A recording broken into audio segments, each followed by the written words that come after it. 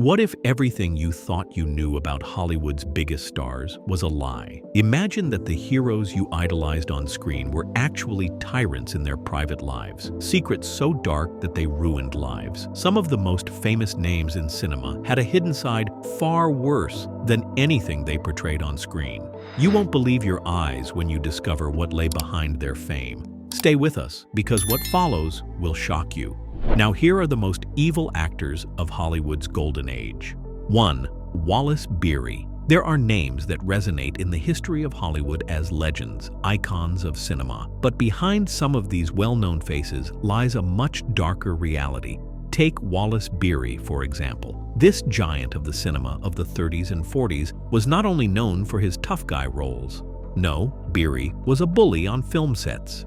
Beery, a powerful actor in the early days of Hollywood, did not hesitate to use his power to crush those around him. And among his victims, young actors were the most vulnerable. Imagine, a young actor just launched in his career finds himself on the same set as Beery, a man renowned for his aggressiveness, his verbal violence, and sometimes even physical. It was not uncommon for Beery to engage in brutal intimidation to establish his dominance. A striking example, the filming of The Champ in 1931, where Beery worked with a young Jackie Cooper. Jackie, only 9 years old at the time, remembers a ruthless Beery who did not hesitate to humiliate him in front of the whole team. And that's not all. According to Cooper's testimonies, Beery even hit the young actor, a scene that he has never forgotten. Imagine the impact on a child, barely out of adolescence, thrown into this whirlwind of aggression and manipulation. This image of Beery as an untouchable actor who terrorized his colleagues is beginning to surface after years of oblivion. But this was not an isolated case. Beery repeated these set behaviors in several other films. And why? Because he knew he could get away with it. Because he was a Hollywood titan at the time, able to impose his will by the simple force of his reputation. And this reputation as a badass, this need to control those around him. 2. Henry Fonda, the actor everyone respected, a face of honor, a hero of classic films. On screen, he embodied integrity, justice, and morality. But behind that mask of virtue was a far more complicated man, someone with shadows no one saw coming. Fonda, the Hollywood icon, was not the man his films suggested. In his personal life, he was a distant, almost cold father. Jane and Peter Fonda, his children, grew up in the shadow of a man who was physically present but emotionally absent. Jane, in her autobiography, My Life So Far, spoke of her father as a man unable to show affection or vulnerability, creating a gap in their relationship that she spent her entire life trying to fill. This emotional distance wasn't just a quirk, it was his way of living. Fonda had been raised in a strict household where affection and emotional displays were seen as weaknesses, and that carried into every relationship he had, not just with his children, but with his wives as well. He was married 5 times, and each marriage was fraught with turbulence, infidelity, and emotional disconnection. The most tragic was his second marriage to Frances Ford Seymour, a woman struggling with her own demons, including mental health issues. After their divorce, and while Fonda remained emotionally distant from his children, Frances tragically took her own life in 1950. This event only deepened the family rift, and Jane and Peter had to face the loss without the emotional support of their father.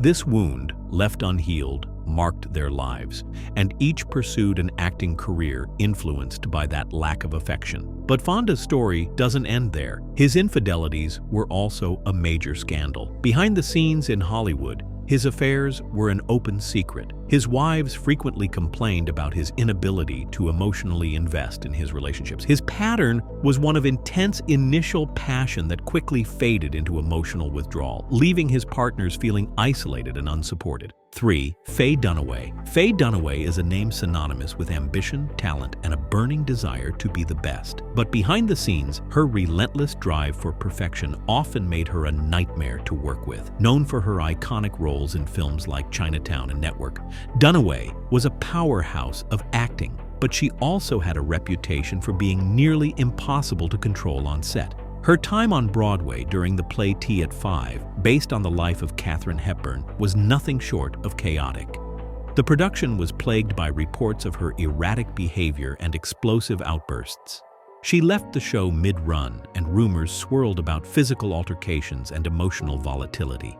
While the exact details remain murky, the atmosphere surrounding her departure painted a picture of an actress who was incredibly difficult to collaborate with. But it wasn't just Broadway that felt the sting of her temper. On the set of Chinatown, one of the most celebrated films in American cinema, Dunaway's behavior was nothing short of bizarre. According to reports, she began exhibiting strange habits, like urinating in trash cans on set. But the real shocker came when Dunaway allegedly threw a cup of liquid at director Roman Polanski. The incident, which is still talked about to this day, highlighted just how difficult she could be to manage, even with someone as strong-willed as Polanski. Dunaway herself denied many of the allegations, claiming they were exaggerated, but the damage was done. Her reputation as a diva became a part of her legacy, even overshadowing her remarkable achievements as an actress. 4. Kirk Douglas. Kirk Douglas is one of Hollywood's most iconic stars, celebrated for his strength, charisma, and unforgettable roles in films like Spartacus and Paths of Glory. Behind that fierce on-screen presence, there was a side of him that even his biggest fans might not have known. He was a man who thrived on control, and sometimes that came at a cost. In his personal life, Douglas was known for being difficult to work with, especially when it came to those in charge. In fact, during the production of Spartacus, one of his most famous films, he famously fired the original director, Anthony Mann, just a week into shooting. He then took control of the project, bringing in Stanley Kubrick to finish the film. While Kubrick would go on to make his own cinematic masterpiece, the tension between him and Douglas was palpable. Douglas, known for his strong will, was not one to shy away from asserting himself even when it clashed with the vision of a director as revered as Kubrick. But that wasn't all. Douglas's personal life was equally tumultuous, filled with rumors and allegations that would surface long after his death. One of the most shocking claims came from Natalie Wood, the young actress who starred alongside Douglas in The Green-Eyed Monster.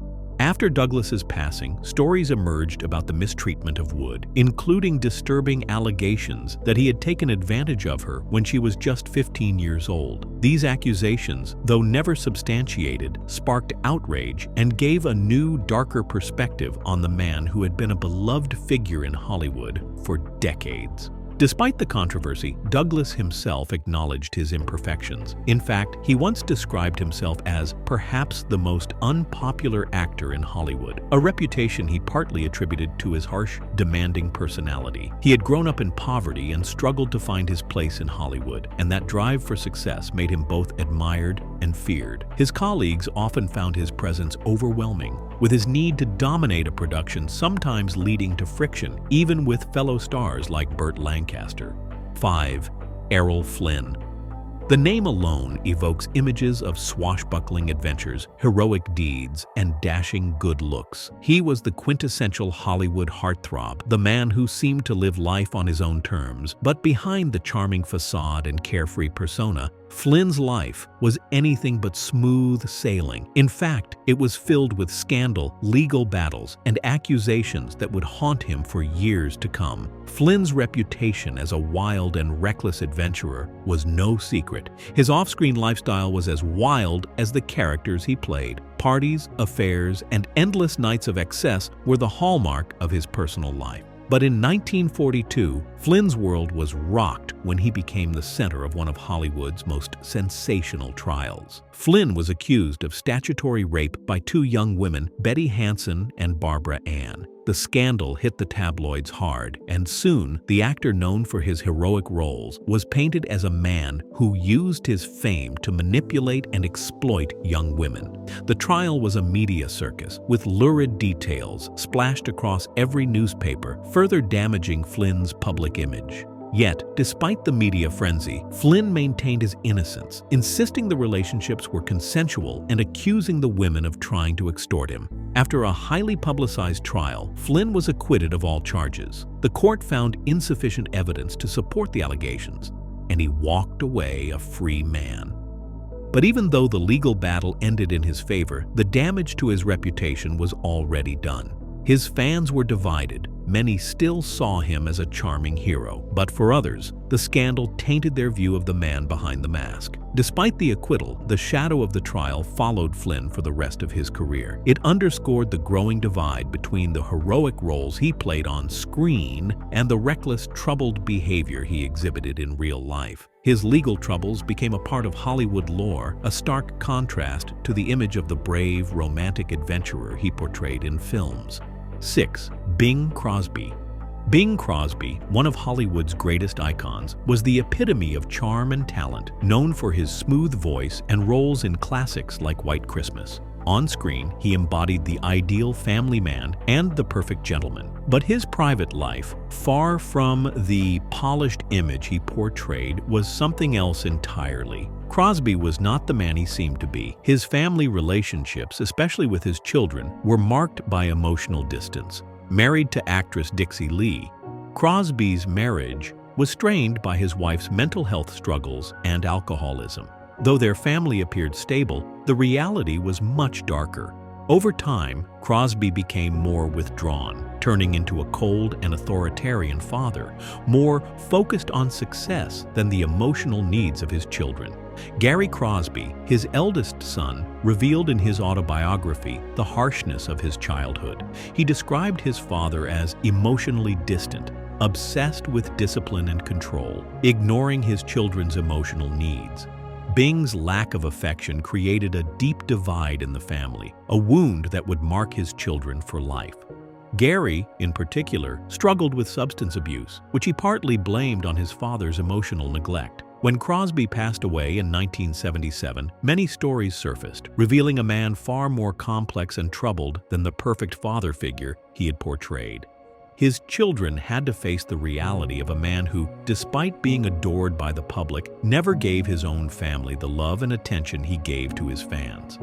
This contrast between his public and private persona deeply tainted Crosby's legacy. 7. Peter Sellers. Peter Sellers was a comedic genius, known for his iconic roles in Dr. Strangelove and the Pink Panther. His ability to fully immerse himself in a variety of characters made him a star. However, off-camera, Sellers was just as unpredictable and eccentric as the roles he played. His habit of staying in character between takes became infamous, and while it contributed to some of his greatest performances, it also made him incredibly difficult to work with. Directors and co-stars often found themselves frustrated by his refusal to break character or his impromptu changes to scenes without informing anyone. Blake Edwards, who directed several Pink Panther films, had a tumultuous working relationship with Sellers. Sellers' eccentric behavior, such as showing up late or disappearing for hours, created constant delays. Edwards, known for his precision, often clashed with Sellers' spontaneous approach, causing a rift between the two. Despite the tension, the Pink Panther films went on to become a massive success, with Sellers' portrayal of Inspector Clouseau becoming one of the most iconic comedic performances in history. But behind the scenes, Sellers was a deeply insecure man who struggled to connect with others. His personal relationships were equally difficult, marked by multiple troubled marriages. Sellers' colleagues on set, including Claudia Cardinale and Elke Sommer, noted his erratic temper and how it created a tense work environment. The same actor who could make the world laugh also made his sets a place of constant stress and uncertainty for those around him. Peter Sellers' genius was undeniable, but it came at a cost. His brilliance often overshadowed by his difficult, sometimes abusive behavior. Though his work is still celebrated today, the chaotic nature of his personal and professional life serves as a reminder that fame and success don't always bring peace, and sometimes the price of genius is far steeper than we realize. 8. Milton Berle. Berle was once the undisputed king of television. Known as Mr. Television, he dominated the small screen in the early days of the medium with his hit show Texaco Star Theater. His manic energy, quick wit, and boisterous humor made him a household name and solidified his place in the entertainment history books.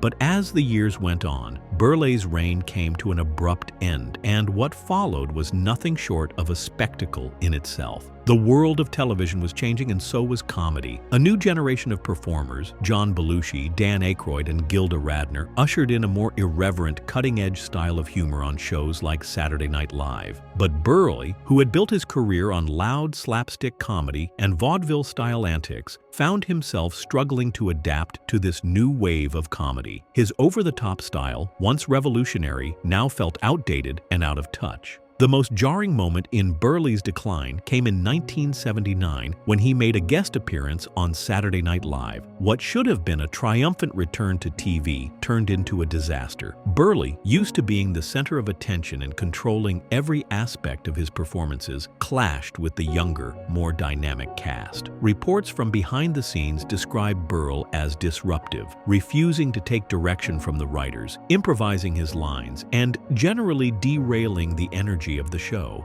He seemed unable to grasp that comedy had evolved, and his inability to collaborate with the cast and crew created a tense and uncomfortable environment. His behavior during rehearsals was just as chaotic. Berle insisted on injecting his own material into sketches, which didn't fit the modern style of SNL. He also repeatedly interrupted sketches, overacting when subtlety was needed, and disrupting the flow of the entire show. The younger cast members, who had grown up admiring Berle's work, were frustrated by his antics. They saw his refusal to adapt as arrogance, an unwillingness to acknowledge that the landscape of television comedy had changed. Berle's appearance on SNL was a stark reminder of the generational divide in entertainment. He had once been the face of television, but now his inability to keep up with the times made him seem like a relic of a bygone era. The backlash from his SNL appearance was swift and harsh, and it left Berle's career in shambles. His legendary status could no longer shield him from the fact that his style of humor was no longer relevant, and the industry had moved on without him. Finally, these stars may have been legends, but their lives behind the camera were far from perfect. Hollywood's brightest icons, each revered for their talent, were also haunted by their flaws, demons, and complex personalities. The truth, fame doesn't shield you from darkness. So the next time you watch a film, ask yourself, what's really hiding behind the curtain of their on-screen perfection? Let us know what you think in the comments below. Thank you for watching the video. I hope you liked it, and don't forget to subscribe to follow the secrets of the biggest icons in history.